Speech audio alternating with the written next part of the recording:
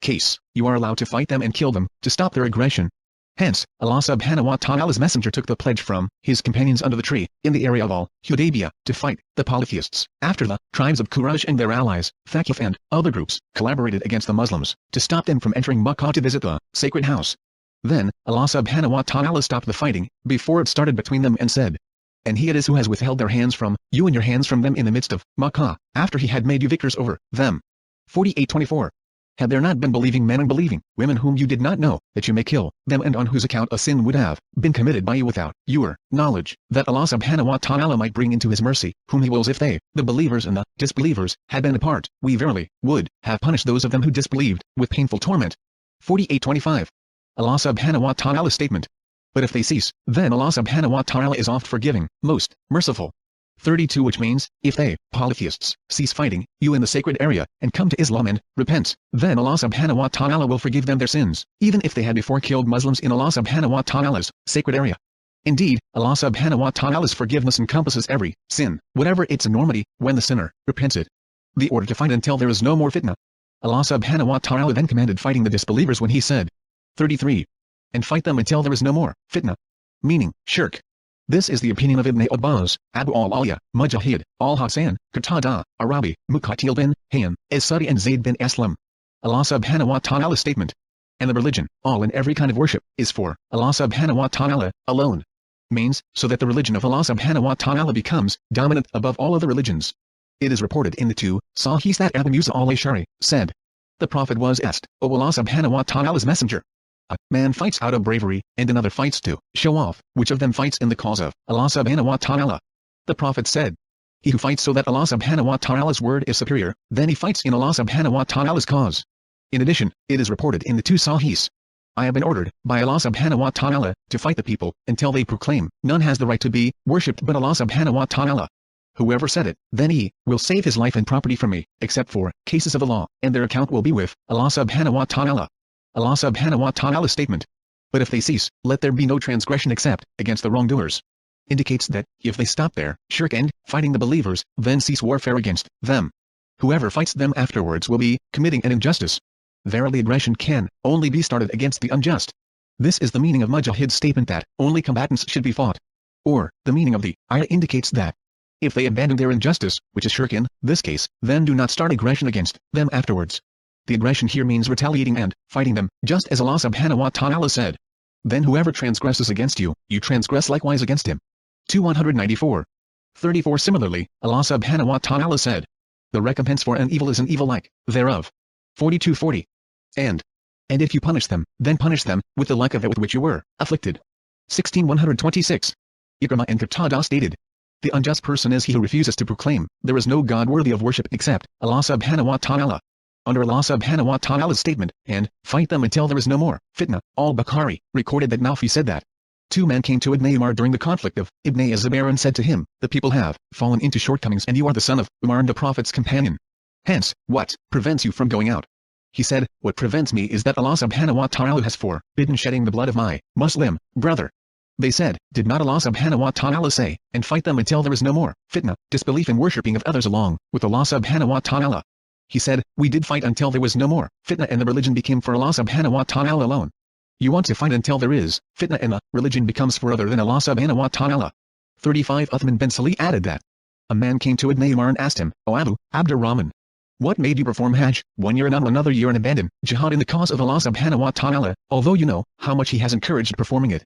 He said, O my nephew, Islam is built on 5 pillars, O believing in Allah subhanahu wa ta'ala and his messenger, O the 5 daily prayers, O fasting, Ramadan, O paying the zakah and O performing Hajj, pilgrimage, to the house. They said, O Abu Abdurrahman, did you not hear what Allah subhanahu wa ta'ala said in his book? 36.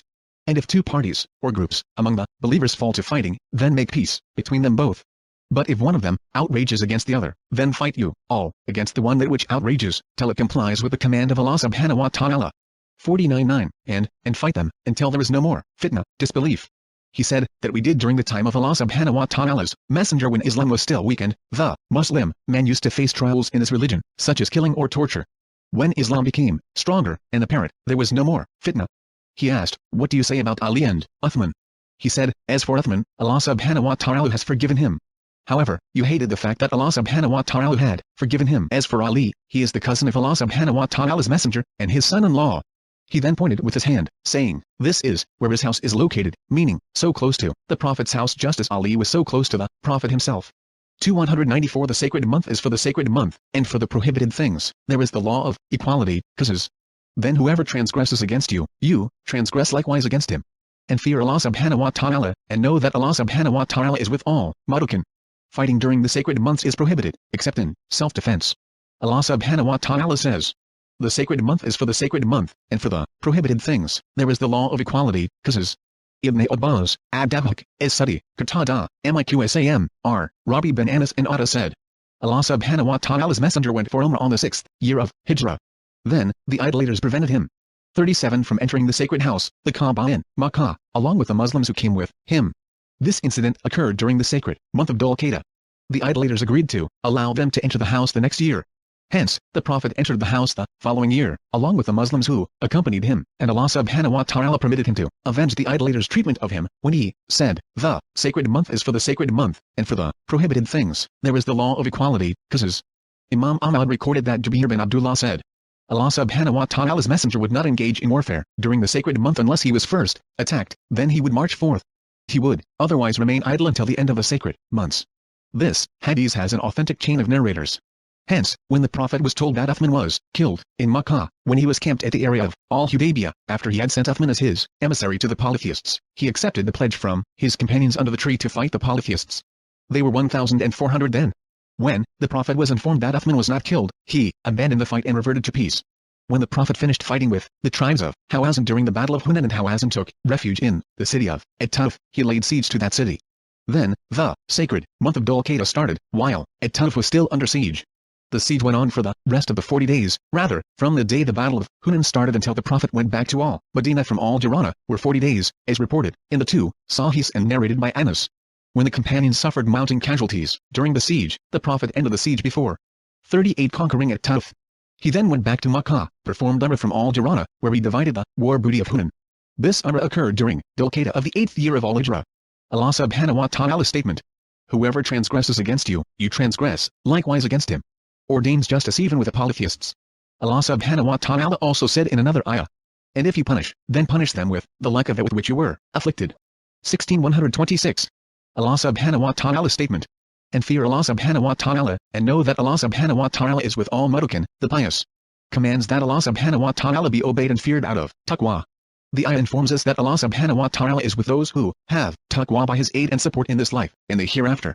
295 And spend in the cause of Allah subhanahu wa ta'ala, and do not throw yourselves into destruction, and do good. Truly, Allah subhanahu wa ta'ala loves all Muslimin, those who do good. 39 The command to spend in the cause of Allah subhanahu wa ta'ala. Allah subhanahu wa ta'ala says, "And spend in the cause of Allah subhanahu wa ta'ala, and do not throw yourselves into destruction." Al-Baqarah reported that Hudayfa said, "It was revealed about spending." Ibn Abu Hatim reported him saying similarly. He then commented. Similar is reported from Ibn Abbas, Mujahid, Ikrimah, Sa'id bin Jubair, Atta, Abdabak, Al-Hasan, Qatada, As-Sadi and Muqatil bin Hayyan. Aslam Abu Imran said, "A man from among the Ansar broke enemy Byzantine lines in Constantinople, Istanbul. Abu Ayyub al-Ansari was with us then. So some people said, he is throwing himself to destruction." Abu Ayyub said, "We know this ayah, 295, better, for it was revealed about us, the companions of Allah subhanahu wa ta'ala's messenger who participated in jihad with him and aided and supported him. When Islam became strong, we, the Ansar, met, and said to each other, Allah subhanahu wa ta'ala has honored us by being the companions of his Prophet and in supporting him until Islam became victorious and its following increased. We had before ignored the needs of our families, estates and children. Warfare has ceased, so let us go back to our families and children and attend to them." So this ayah was revealed about us, and 40 Spend in the cause of Allah subhanahu wa ta'ala, and do not throw yourselves into destruction. The destruction refers to staying with our families and estates and abandoning jihad. This was recorded by Abu Dawud, At-Tirmizi, and Nasa'i, Abd ibn Humayd in his Tafsir, Ibn Abu Hatim, Ibn Jarir, Ibn Mardiyah, Al-Hafiz Abu Ya'la in his Musnad, Ibn Hibban and Al-Hakim. At-Tirmizi said, "Hasan, Sahih, Garib." Al-Hakim said, "It meets the criteria of the two sheikhs, Al-Bukhari and Muslim, but they did not record it." Abu Dawud's version mentions that Aslam Abu Imran said, "We were at the siege of Constantinople. Then, Uqba bin Amr was leading the Egyptian forces, while the Syrian forces were led by Fadallah bin Ubayd. Later on, a huge column of Roman, Byzantine, soldiers departed the city, and we stood in lines against them. A Muslim man raided the Roman lines until he broke through them and came back to us. The people shouted, "All praise is due to Allah subhanahu wa ta'ala. He is sending himself to certain demise." Abu Ab said, "O people, you explain this ayah the wrong way. It was revealed about us, the answer when Allah subhanahu wa ta'ala gave victory to his religion and its following increased. We said to each other, it would be better for us now if we return to our estates and attend to them. Then Allah subhanahu wa ta'ala revealed this ayah 195. Abu Bakr bin Ayyash reported that Abu Ishaq as-Sibai related that a man said to Al-Bara bin Azib, "If I raided the enemy lines alone and they kill me, would I be throwing myself to certain demise?" 41 He said, "No." Allah subhanahu wa ta'ala said to his messenger, "Then fight, O Muhammad, in the cause of Allah subhanahu wa ta'ala, you are not tasked, held, responsible, except for yourself." 484. That ayah 295 is about refraining from spending. Ibn Marduyah reported this hadith, as well as Al-Hakim in his Mustadrak, who said, "It meets the criteria of the two sheikhs, Al-Bukhari and Muslim, but they did not record it." Al-Thawri and Qais bin Rabi related it from Al-Bara, but added, "You are not tasked, held, responsible, except for yourself." 484.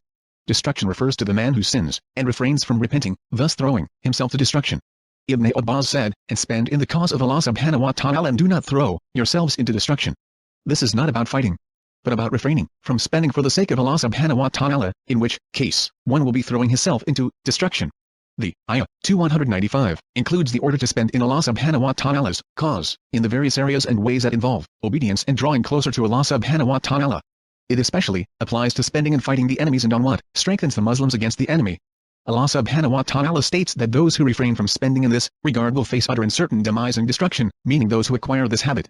Allah subhanahu wa ta'ala commands that one should acquire ihsan, excellence in the religion, as it is the highest part of the acts of obedience. 42 Allah subhanahu wa ta'ala said, "And do good. Truly, Allah subhanahu wa ta'ala loves all muhsinin, those who do good." 296 And complete Hajj and Umrah for Allah subhanahu wa ta'ala. But if you are prevented, then sacrifice a hadi that you can afford, and do not shave your heads until the hadi reaches the place of sacrifice.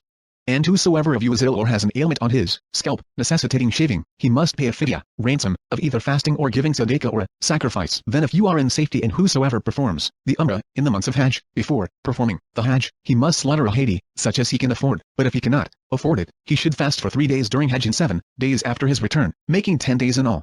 43 This is for him whose family is not present at all, Masjid al-Haram, that is, non-resident of Makkah. And fear Allah subhanahu wa ta'ala much, and know that Allah subhanahu wa ta'ala is severe in punishment. The command to complete Hajj and Umrah. Allah subhanahu wa ta'ala says. 44. And complete Hajj and Umrah for Allah subhanahu wa ta'ala. After Allah subhanahu wa ta'ala mentioned the rulings for fasting and jihad, he explained the rituals by commanding the Muslims to complete Hajj and Umrah, meaning to finish the rituals of Hajj and Umrah after one starts them.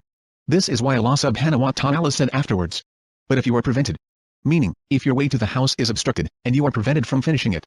This is why the scholars agree that starting the acts of Hajj and Umrah requires one to finish them. As for Makkah, he said, complete means to start them from the miqat areas the Prophet designated to assume ihram from.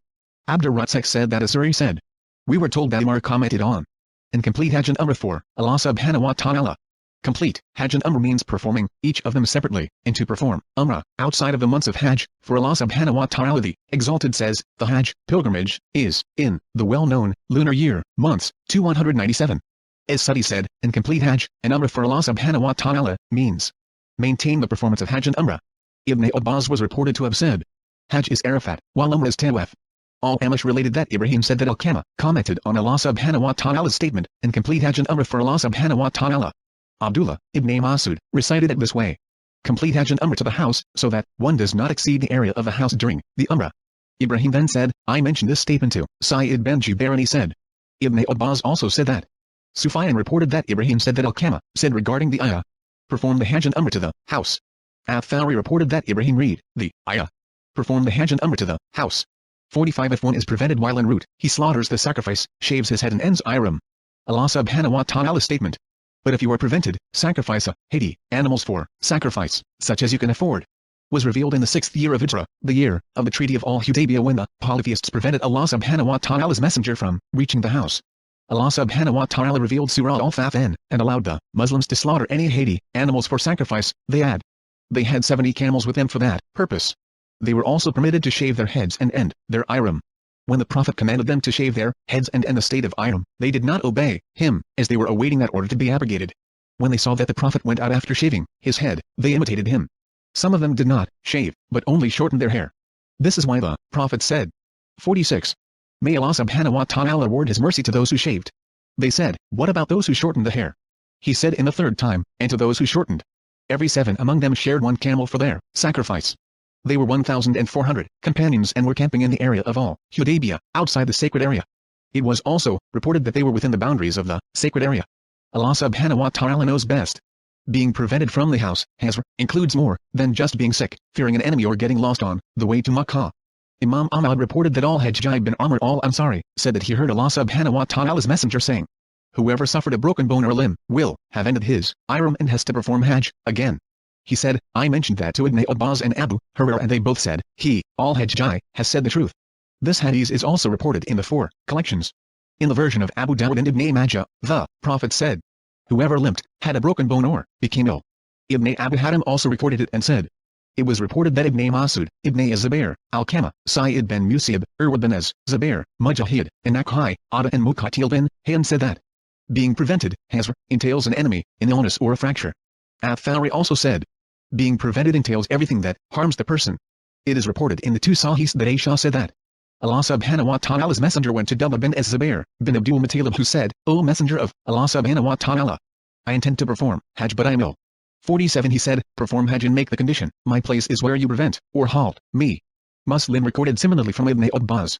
So saying such a condition for Hajj is allowed is, based on this hadith. Allah subhanahu wa ta'ala's statement. Sacrifice a hadi, such as you can afford. Includes a sheep also, as Imam Malik reported, that Ali bin Abi Talib used to say. Ibn Abbas said. The hadi includes 8 types of animals. Camels, cows, goats and sheep. Abdur-Razzaq reported that Ibn Abbas said about what Allah subhanahu wa ta'ala said. Sacrifice a hadi such as you can afford. As much as one could afford. Al-Afi said that Ibn Abbas said. If one can afford it, then camels, otherwise, cows, or sheep. Hisham ben Urwa quoted his father. Sacrifice a hadi, animal, that is, a sheep, a cow, or a camel. Such as you can afford, depending on the price. The proof that sacrificing only a sheep is allowed in the case of being prevented from continuing the rites, is that Allah subhanahu wa ta'ala has required sacrificing whatever is available as a hadi, and the hadi is any type of cattle. Be it camels, cows or sheep. This is the opinion of Ibn Abbas, the cousin of Allah subhanahu wa ta'ala's messenger and the scholar of Tafsir. 48 It is reported in the 2 Sahihs that Aisha, the mother of the believers, said, the Prophet once offered some sheep as hadi. Allah subhanahu wa ta'ala's statement, and do not shave your heads until the hadi reaches the place of sacrifice, is a continuation of a statement, and complete, the Hajj and Umrah for Allah subhanahu wa ta'ala, and is not dependent upon, but if you are prevented, then sacrifice a hadi, as Ibn Jarir has erroneously claimed. When the Prophet and his companions were prevented from entering the sacred house during the Al-Hudaybiyah year by the polytheists from Quraysh, they shaved their heads and sacrificed their hadi outside the haram, sacred area. In normal circumstances, and when one can safely reach the house, he is not allowed to shave his head until, and do not shave your heads until the hadi reaches the place of sacrifice, and then he ends the rituals of Hajj or Umrah, or both if he had assumed ihram for both. It is recorded in the 2 Sahihs that Hafsa said, O Allah subhanahu wa ta'ala's messenger, what is wrong with the people? They have finished their ihram for Umrah but you have not. The Prophet said, I matted my hair and I have garlanded my hadi, animals for sacrifice, so I will not finish my ihram till I offer the sacrifice. 49 Whoever shaved his head during ihram, will have to pay the fidyah. Allah subhanahu wa ta'ala said, and whosoever of you is ill or has an ailment on a scalp, necessitating shaving, he must pay a fidyah. Al-Bukhari reported that Abdurrahman bin Asbahani said that he heard Abdullah bin Makil saying that he sat with Ka'b bin Ujra in the mosque of Kufa, in Iraq. He then asked him about the fidyah of the fasting. Ka'b said, this was revealed concerning my case, especially, but it is also for you in general. I was carried to Allah subhanahu wa ta'ala's messenger and the lice were falling in great numbers on my face. The Prophet said, I never thought that your ailment, or struggle, had reached to such an extent as I see. Can you afford a sheep for sacrifice? I replied in the negative. He then said, fast for 3 days or feed 6 poor persons, each, with half a sa of food, 1 sa equals 3 kilograms, approximately, and shave your head. So this is a general judgment derived from a specific case. 50 Imam Ahmad recorded that Ka'b bin Ujra said, Allah subhanahu wa ta'ala's messenger came by while I was igniting the fire under a pot and while the lice were falling down my head or my eyelids. He said, 51. Do these lice in your head bother you? I said, yes. He said, shave it, then fast 3 days, or feed 6 poor people, or sacrifice an animal. Ab, one of the narrators of the hadith, commented, I do not know which alternative was stated first. The wording of the Quran begins with the easiest then, the more difficult options. Paya, fidyah fasting, 3 days, feeding 6 poor persons, or sacrificing an animal. Meanwhile, the Prophet advised Ka with a more rewarding option first, that is, sacrificing a sheep, then feeding 6 poor persons, then fasting 3 days. Each text is suitable in its place and context. All the thanks and praises are due to Allah subhanahu wa ta'ala. Tamattu during Hajj. Allah subhanahu wa ta'ala said, "Then if you are in safety and whosoever performs the Umrah in the months of Hajj, before performing the Hajj, he must slaughter a hadi such as he can afford. That is, when you are able to complete the rites. So whoever among you connects his Umrah with Hajj having the same ihram for both, or first assuming ihram for Umrah, and then assuming ihram for Hajj when finished the Umrah. This is the more specific type of tamattu, which is well known among the discussion of the scholars, whereas in general there are 2 types of tamattu, as the authentic hadiths prove, since among the narrators are those who said, Allah subhanahu wa ta'ala's messenger performed tamattu, and others who said, Karan, but there was no difference between them over the hadi. So Allah subhanahu wa ta'ala said, "Then if you are in safety and whosoever performs the Umrah in the months of Hajj, before performing the Hajj, that is, Hajj, at tamattu and al-Quran, he must slaughter a hadi such as he can afford. Means let him sacrifice whatever hadi is available to him, the least of which is a sheep. One is also allowed to sacrifice a cow because the Prophet slaughtered cows on behalf of his wives. Al-Izai reported that Abu Hurairah narrated that Allah subhanahu wa ta'ala's messenger slaughtered cows on behalf of his wives when they were performing tamattu. This was reported by Abu Bakr ben Marduya. This last hadith proves that tamattu is legislated. It is reported in the 2 Sahihs that Imran bin Hussein said, 52 We performed Hajj at tamattu in the lifetime of Allah subhanahu wa ta'ala's messenger, and then the Quran was revealed regarding Hajj at tamattu. Nothing was revealed to forbid it, nor did he, the Prophet, forbid it until he died. And somebody said what he wished regarding Hajj at tamattu, according to his own opinion. Al-Bukhari said that Imran was talking about Umar. It is reported in an authentic narration that Umar used to discourage the people from performing tamattu. He used to say, if we refer to Allah subhanahu wa ta'ala's book, we should complete it. Meaning, whosoever performs the Umrah in the months of Hajj, before performing the Hajj, he must slaughter a hadi such as he can afford. However, Umar did not say that tamattu is unlawful. He only prevented them so that the people would increase their trips to the house for Hajj during the months of Hajj and Umrah throughout the year, as he himself has stated. Whoever performs tamattu should fast 10 days if he does not have a hadi. Allah subhanahu wa ta'ala said, but if he cannot afford it, he should fast 3 days during the Hajj and 7 days after his return to his home, making 10 days in all. This ayah means 53 Those who do not find a hadi, let them fast 3 days during the Hajj season.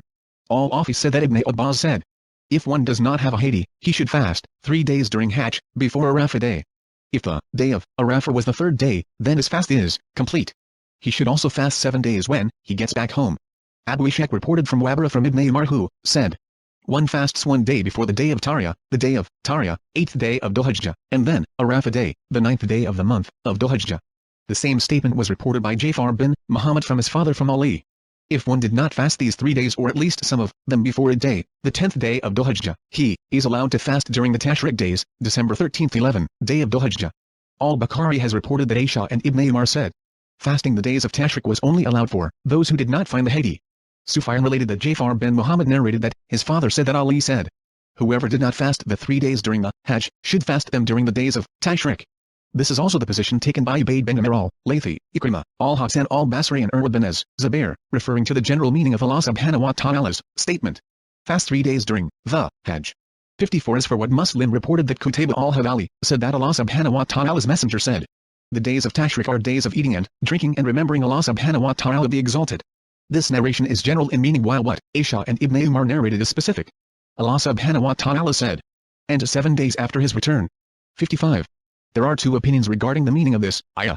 First, it means when he returned to the camping areas. The second, upon going back home. Abdur Razzaq reported that Salim narrated that he heard Ibn Umar saying, but if he cannot afford it, he should fast 3 days during the Hajj and 7 days after his return, means when he goes back to his family. The same opinion was reported from Sa'id bin Jubair, Abu al-Aliya, Mujahid, Ata, Ikrimah, al-Hasan, Qatada, Imam Azari and Arabi bin Anas. Al-Bukhari reported the Salim bin Abdullah narrated that Ibn Umar said, during the farewell Hajj of Allah subhanahu wa ta'ala's messenger, he performed tamattu with Umrah and Hajj. He drove a hadi along with him from Dhul Hulayfa. Allah subhanahu wa ta'ala's messenger started by assuming ihram for Umrah and then for Hajj. And the people, too, performed the Umrah and Hajj along with the Prophet. Some of them brought the hadi and drove it along with them, while the others did not. So, when the Prophet arrived at Makkah, he said to the people, whoever among you has driven the hadi should not finish his ihram till he completes his Hajj. And whoever among you has not driven the Hadi with him, he should perform tawaf of the Kaaba and between the Safa and Al-Marwa.